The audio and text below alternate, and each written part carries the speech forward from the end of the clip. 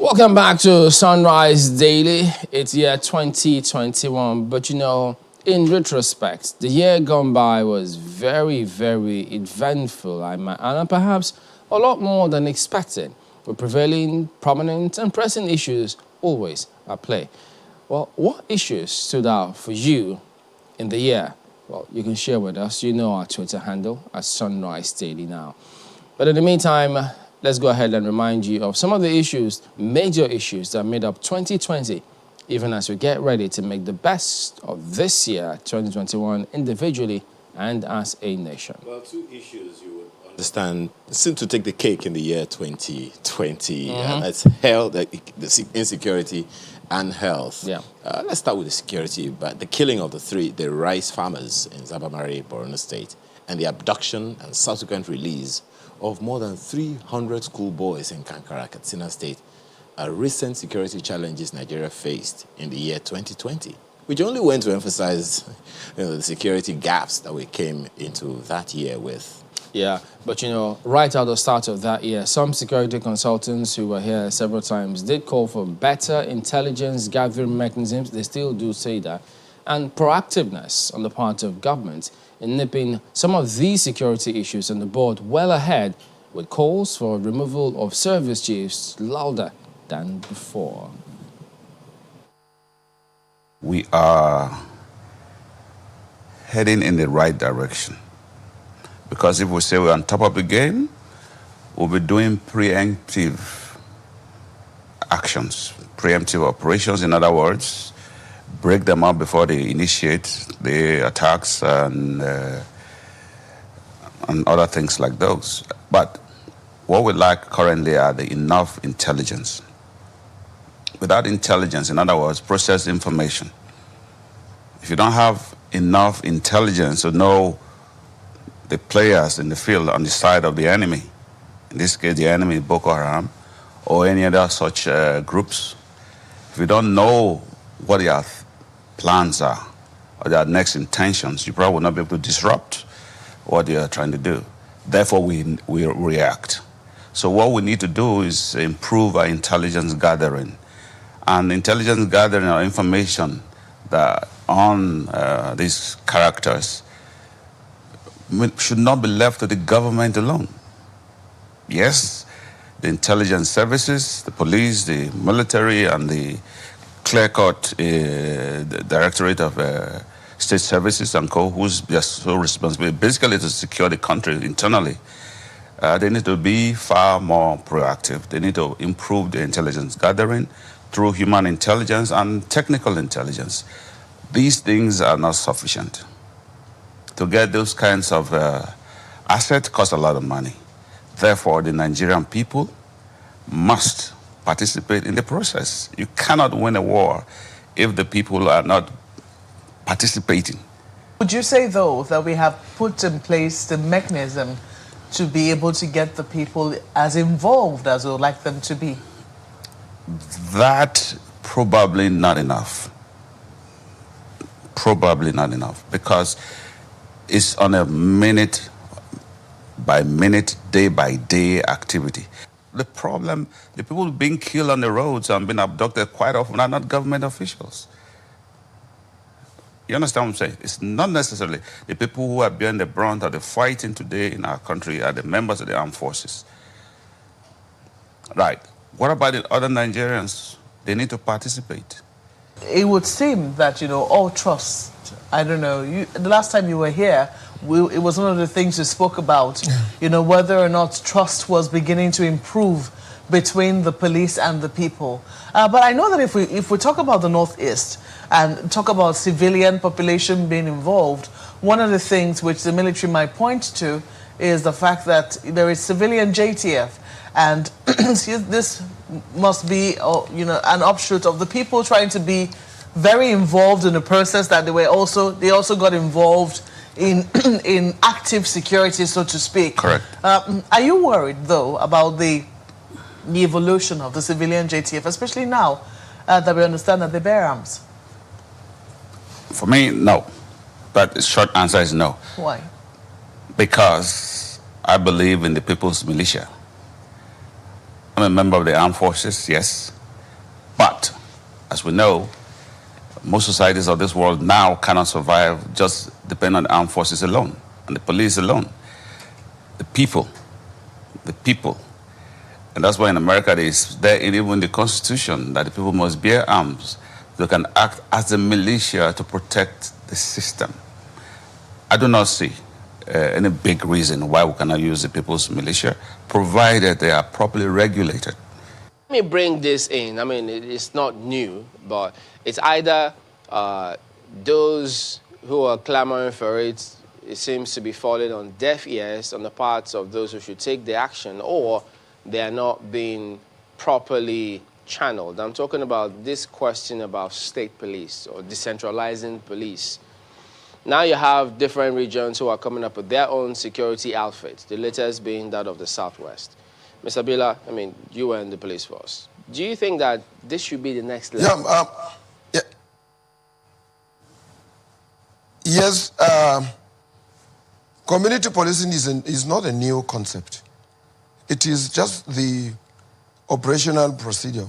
It is a platform that will not change the activities and the operational procedure of the police, but it's going to incorporate members of the public to be involved in decision-making, to be involved in whatever it is.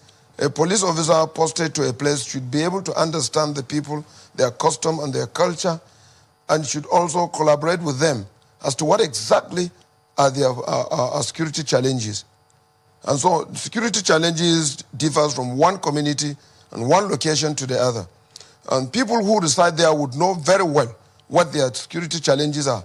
And that for every crime committed, there's always someone that has a pre-knowledge or must have seen it all, but would not want to talk, because for police to stand on their own and not using members of the public to be part of, checkmating crime and criminality will not create that trust among them. And that's what we're trying to do, to bridge the gap, whether it is the military in the Northeast or the police all over the country. And that's why you're seeing a lot of arrests, a lot of people being picked, either before the crime is committed or after the crime must have been committed. So there's some success. All right, Mr. Okorodudu, if I could ask you the same thing, do you think that we should just hit the nail on the head rather than having different names of different regions, different security outfits? Just call it state police and let's face it. I probably will not go that far, because I think where we are is that, to be honest with you, state police, that is for me, a big issue. Big issue. Why is it a big issue? Because we haven't been able to regulate and practice politics within a civilized formula. Put it that way, I don't know. But if you give state governments police, you can imagine what they're going to do with the police. Right now, I'm talking about what I know. I think probably down the road, yes, state police, but right now, not. I certainly will not subscribe to it, because I know what the governors and these local government authorities will do with that police. These concerns, why don't we debate it? Let's look at the advantages and disadvantages.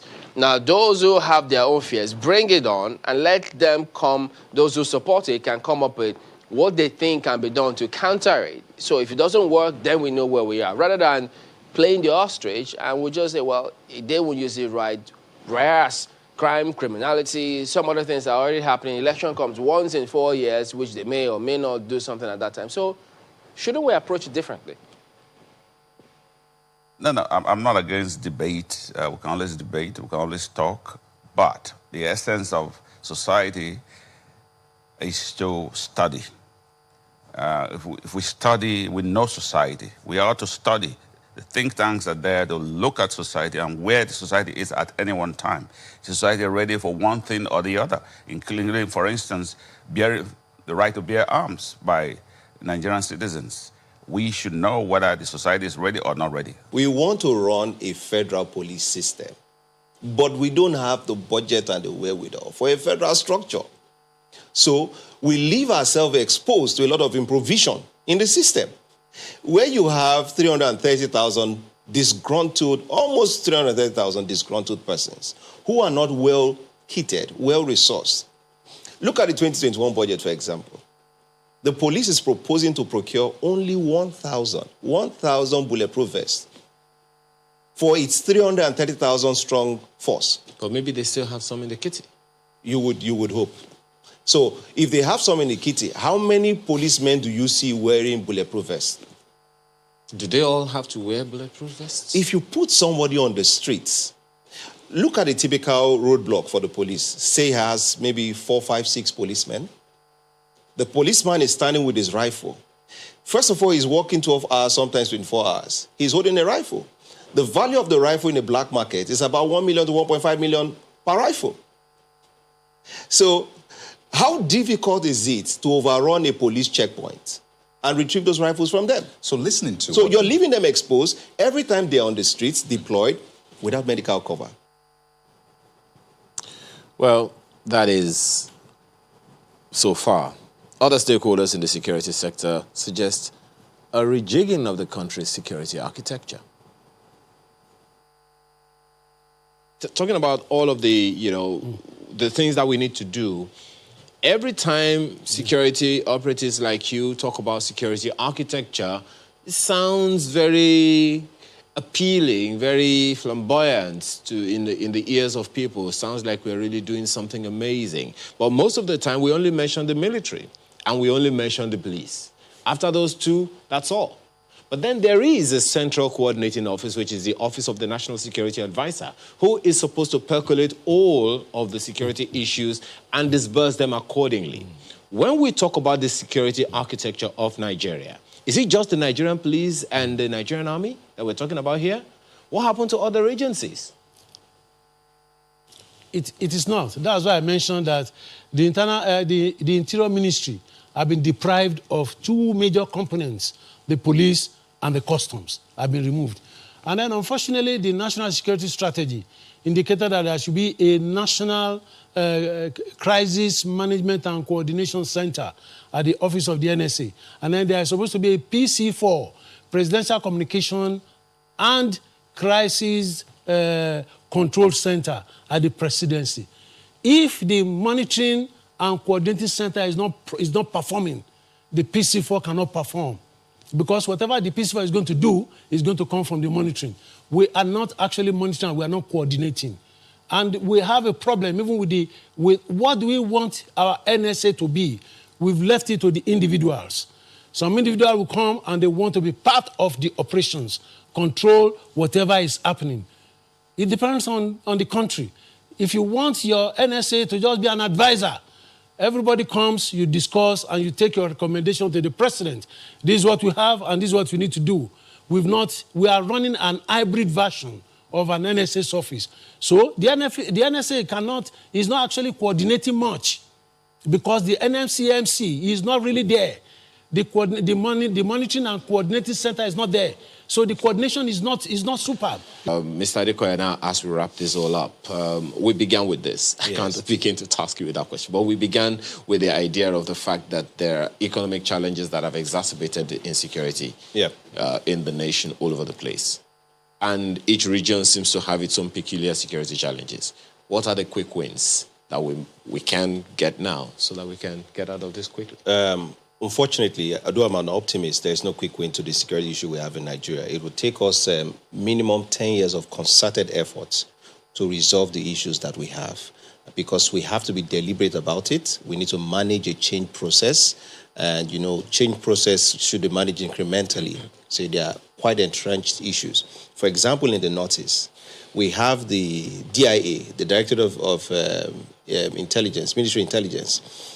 The military cannot tell you they don't know where Boko Haram is. They have never said that. They have never said they don't know who they are fighting against. They know them. The issue the military has always complained about is equipment. They know where Boko Haram is. They need to be equipped and given a fighting chance to address some of these issues. We may have, say, 30, 40 battalions in the Northeast. The question is, what is the equipment requirement of a battalion? Do they have that standard rationing and supply of equipment? Remember, the military was also asking for an army aviation. That's also not forthcoming. So maybe quick wins. Let's look at the office of the NSA. My own proposal would be that perhaps the next NSA should not be a retired military officer. Let's get someone who will drive the security architecture from a policy-first perspective. What Major General Wahab was saying was very ideal. The NSA should be the clearinghouse for every information concerning security, and the information should be used to design a context-based approach that is very well coordinated. This is what is lacking. I mean, we can talk about the symptoms of the issues between the PSC and the IGP, or the CPs and the squadron commanders, and the fact that the DIG doesn't have the DIG operation doesn't have full visibility over the deployments of men across the country. So these are all symptomatic issues, really. The real issue comes from the presidency and the NSA when the will to drive a new approach to security comes from there. I do believe that every other force will align. And importantly, let me just round up with this. In 1980, I think 85, 86, Nigeria produced 60 ABT aircrafts. We had, at that time, an aviation sector that was poised to be a leader in Africa. We are not looking at the human side of even the security industry itself. The security industry, if properly channeled and properly worked, can be a major employer of people in Nigeria. Okay. Can we get the licensed private security companies to carry arms so that rather than pay the police through taxpayers, then you have private people paying it? We can create employment opportunity for the teaming Nigerians who can be recruited, trained, and deployed. Well, the question of the policing structure just wouldn't go away. And so for the governor of Ondo State, Rotimi Akeredolu, a major step to tackling insecurity in the country is through state policing. I'm one of the people who is of the strong view that there must be multi-level policing. And you can have at local government, you can have state, you can have the federal.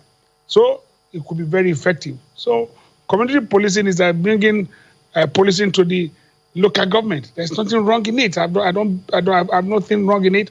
But what I frown at, or what I do not still subscribe to, is to have a single command for all this police setup. There's no way. The single command we have that is in control of state police is not effective. How do you expect them to be effective when it comes to community policing? The argument will be that, oh, the community will own it. How? How do they own it?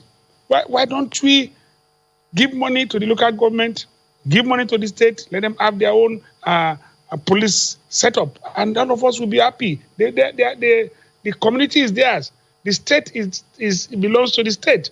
No state will stand by and see what we have today, the level of insecurity in number of our states. No state will take pride in that. So the state will be committed to seeing, because any governor or most governors are elected at least to ensure security of lives and properties within their domain. So which state would now have a police of its own and don't deploy it for the good use to which we can put police? So I believe that what we have is still not effective, and combining it with community policing, no matter how, whatever grandeur, whatever you now explain to people that, okay, the community will own the police, it does not gel.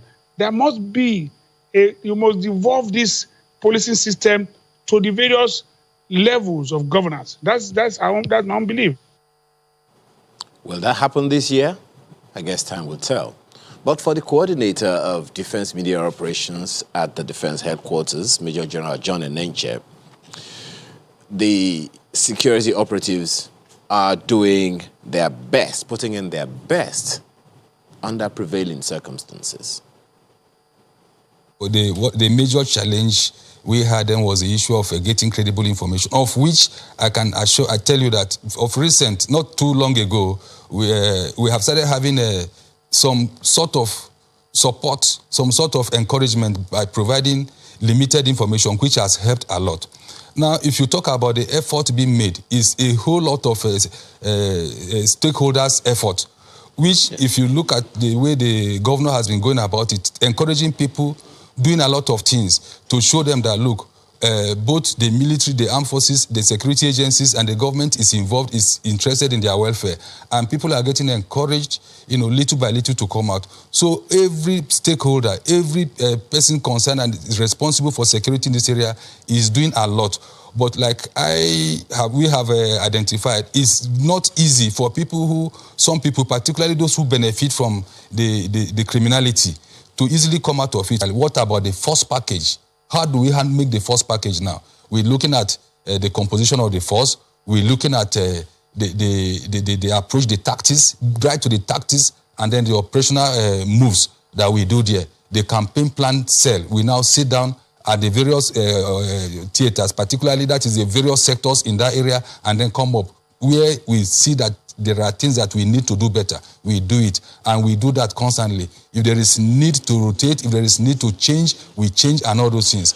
I think more education about what each agency, particularly the security outfits, should do, that education will help a lot. Of course, the armed forces is supposed to protect the territorial integrity, and then going down like that to provide support to the civil authorities, and then going for that to support other security agencies when they are overwhelmed. So there is stage by stage. So to cut across and blame all the security agencies, it will not be too good. It's just like, and also they say the populace also have their own part to play. There are parts of the world where the civilians take it upon themselves to report promptly. But from my own experience over the years, I discovered that it takes a lot of prompting for people to come forward with information. So if we will blame, the blame should not be narrowed down to the military and then to the security agencies. And I want to recommend that all the stakeholders should educate the general public more on the need to participate in the whole of tackling the security situation, and it will go a long way in helping all of us. Well, we'll take a short break, and we'll be right back for more. Just stay with us.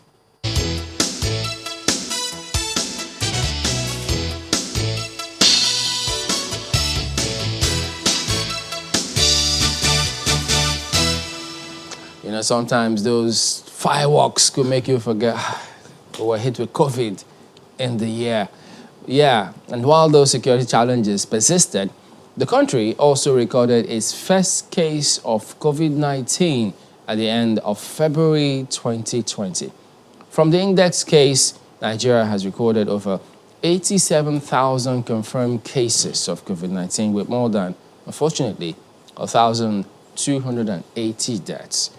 Well, lockdown, ease of restrictions, and nationwide prevention measures were rolled out by the federal and state governments, all coordinated by the Presidential Task Force on COVID-19.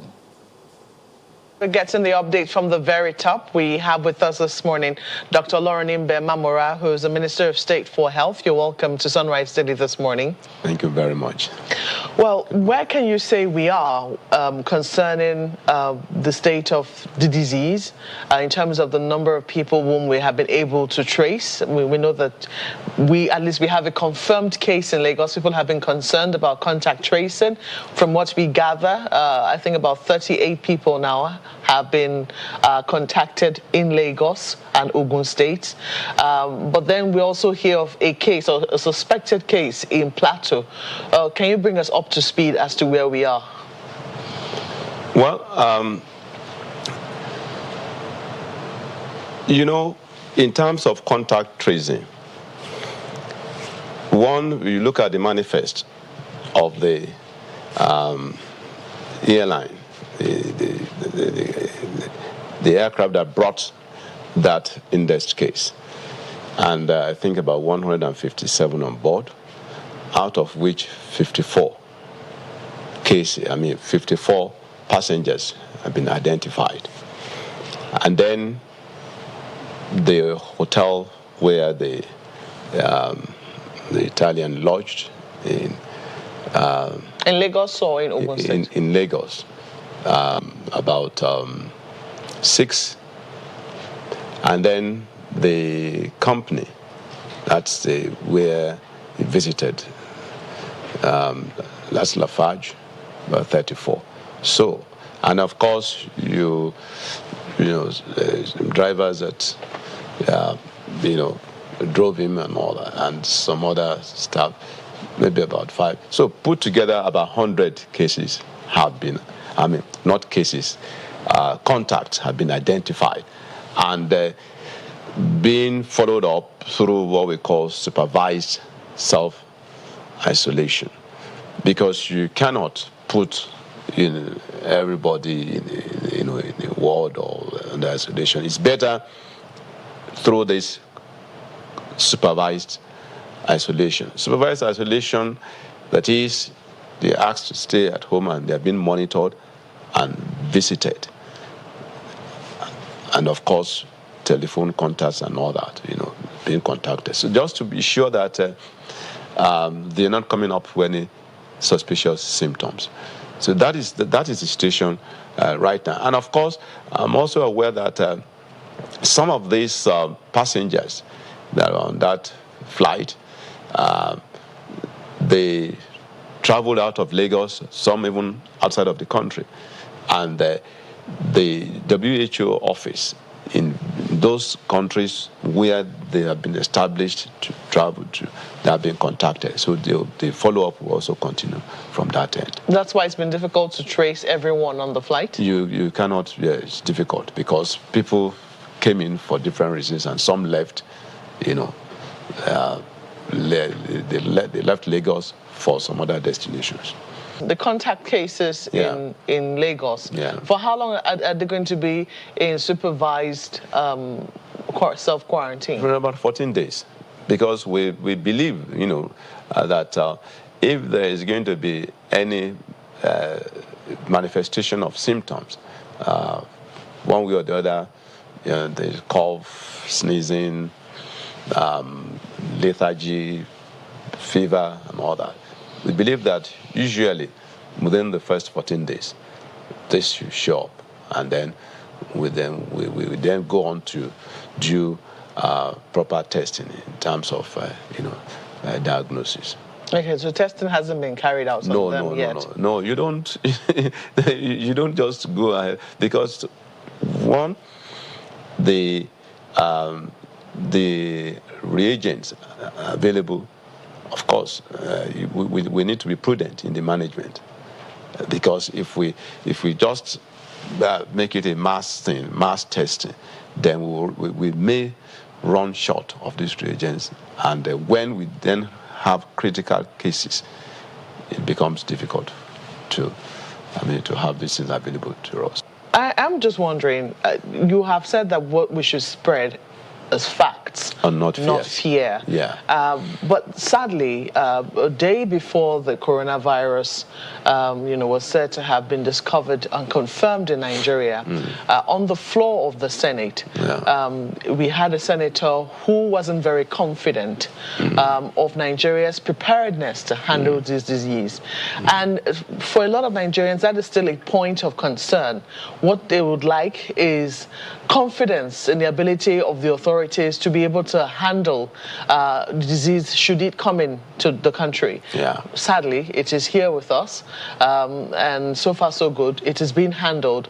However, would you like to address some of the concerns raised by Senator Boniface on the floor of the Senate on Thursday? Well, you see, people raise concerns by and large based on their own personal experiences, but not necessarily the real situation. You see, if you saw something circulating on the social media in the last 2 days, the account of another senator as well, Senator Ojudu, commending the efforts put in place because he traveled and he said the kind of thing he saw on ground when he arrived in Nigeria, he didn't even see them in I don't want to mention the 2 countries that he that he passed through before getting to Nigeria. But there are those who hold the belief that there is more to the health crisis that meets the eye, a scenario that health authorities see as not helping the cause of preventing COVID-19. I've taken a position and I don't see myself shifting away from that position anytime soon or ever. I said this against the backdrop of the fact that we saw a lot of the gimmicks and antics and merchandising of foreign products that is not marketable in Nigeria at all. And I said this long ago, and some people who are, advising Mr. President continue to, take a wrong trajectory. I will say that. I mean, you can't for crying out loud do cut and paste when it comes to an issue like this. Let me just simply summarize it by saying this, and put me anywhere. If in the winter in Europe, America, and other places outside the world, we're turning on our heater, both at home, at work, and when we're driving along the road. What do you do in Nigeria? You turn on AC, air conditioner. Why didn't we turn on, or why are we not turning on ACs in our homes, cars, and offices? So that is the challenge that we are facing in the management of this COVID-19. I don't think we should apply same solution across. From CBN, analysis sometimes back, 3.5 trillion expended so far on COVID and COVID-related matters. We don't need to have gone through that route.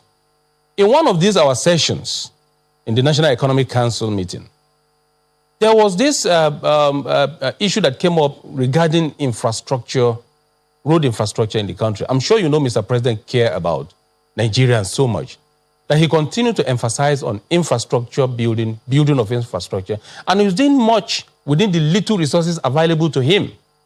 But in order to take it further and faster, we suggested that a committee be set up under the leadership of Governor Nasir Ahmed El-Rufai, and this committee did a wonderful job. This committee comprises of some governors, including CBN themselves.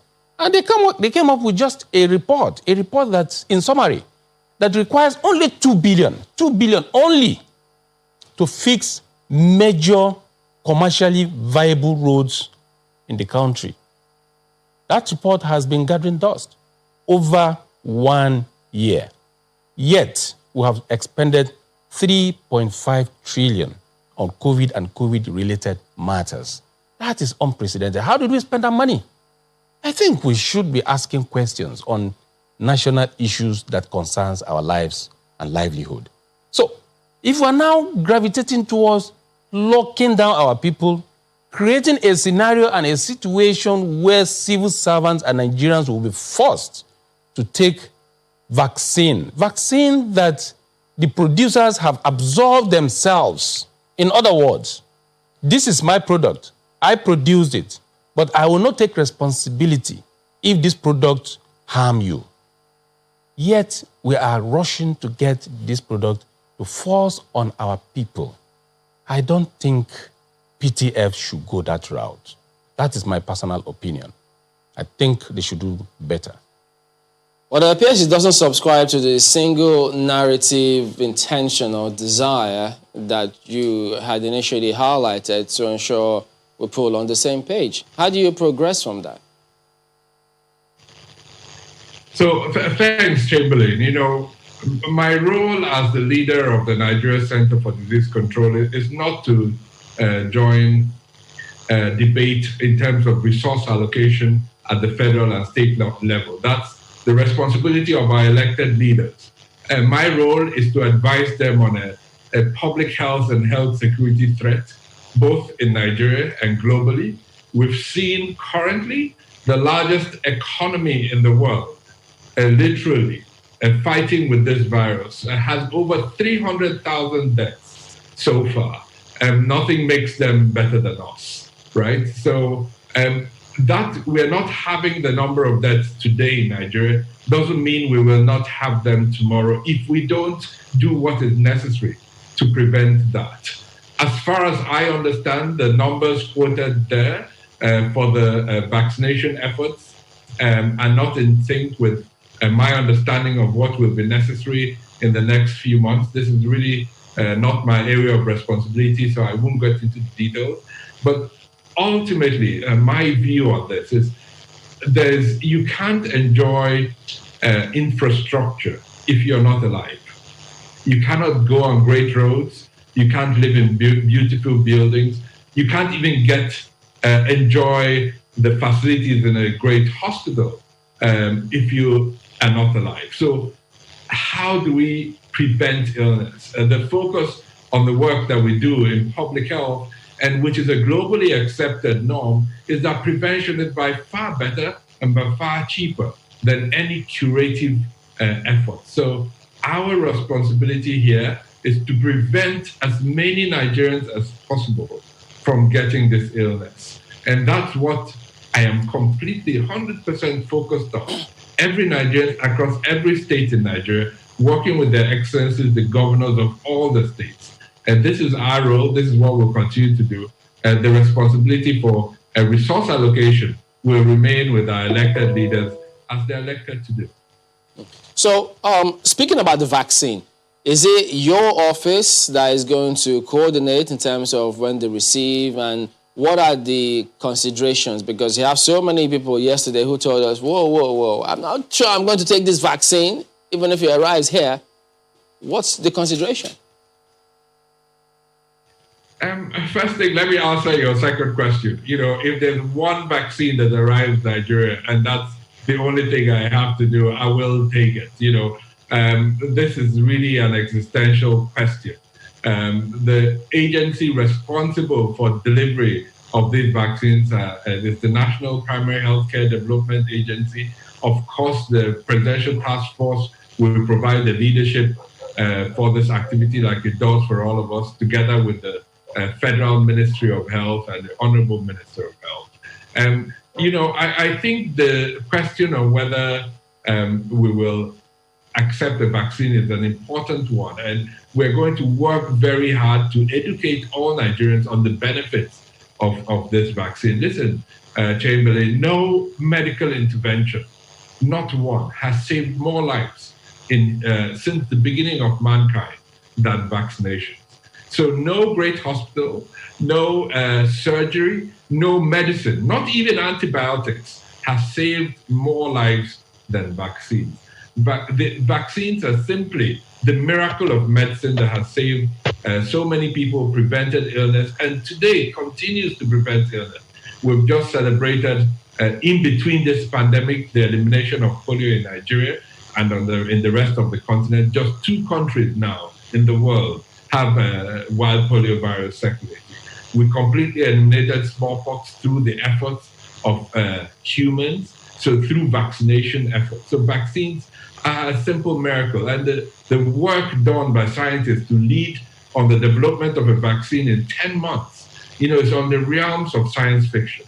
So we're going to work very hard to educate Nigerians on the benefits of vaccines, the opportunity it gives us to return to our lives, our normal lives. And that's what's going on around the country right now. NPHCD is leading on ensuring that we have the logistics for distribution. We have the leadership at the state level to ensure that we understand how, where, and through which resources these vaccines will be delivered to our people, and also planning a communications effort to make sure that people understand. My final point on this, Chamberlain, is to be honest, by the time we get this vaccine sometime in the first quarter of next year, there'll be hundreds of millions of people that would already have received this vaccine. And so, you know, there's a lot of narratives about possible harm. You know, if there's anyone that's still skeptical in March, April, he would look around the world and see people that have received the vaccine and then are beginning to return to life as normal. And really, this is where we want to focus our efforts now. this year, 2020, has really been the year of coronavirus, unfortunately. We want to make 2021 the year of delivery an effective vaccine rollout in Nigeria. And I'm absolutely confident in the leadership of the health sector, the National Primary Healthcare Development Agency, and the Presidential Task Force in leading us through that.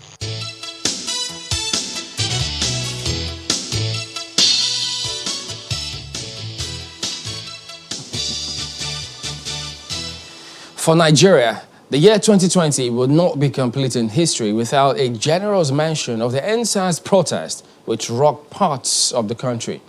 The protesters wanted, among other demands, an end to the Special Anti-Robbery Squad SARS of the Nigerian police over allegations of brutality. The protest, which began peacefully, turned violent. Different voices had their take on the matter, which attracted international attention. From all indications, it appears as though the protests are not ending because, I mean, you still have people agitating for one thing or the other. The government has shifted ground time and again. In fact, the latest, with the dissolution of SARS, the announcement of SWAT, the fact that, you know, former SARS members are being called to Abuja to undergo psychological evaluation. I mean, I can go on and on, but it seems the protests are not ending. So what's the issue here? Yes, it is not about introducing a new unit, SWAT. It's about reforming the Nigerian police force. It needs to be reformed. Our police officers need to be taken care of, adequate health care, education. You need to see the barracks where these police officers are in. They're really trying to work in a hard condition and then still able to protect lives. It's not easy to be a police officer. So what we're requesting for, what we're asking for is adequate reformation of the Nigerian police force. It isn't about introducing a new unit, special weapon and tactics. It isn't about that. It's about reforming. Every police officer needs to go to psychological evaluation.